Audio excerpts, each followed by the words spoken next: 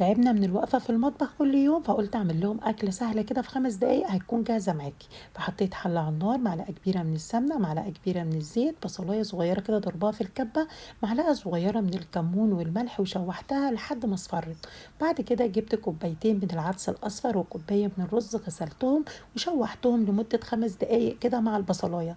نزلت بالمية، ولو انتي بتحبي الكشري الأصفر طري هتزودي المية سيكة، ولو انتي بتحبيه مفلفل هتحطي العقد مظبوط. هنسيب بقى الكشري بتاعنا يستوي، وجبت بطاطس سلقتها نص سلقة وقطعتها صوابع وقلتها، بيبقى طعمها حلو جدا. كان ما شاء الله الكشري بتاعنا استوى وريحته مفحفحة وتحفة التحفة. التركة بتاعت البصل مع الكمون خطير، بتخلي الكشري طعمه تحفة. وهنا انا مزودة العدس شوية عشان القيمة الغذائية تكون عالية للولاد.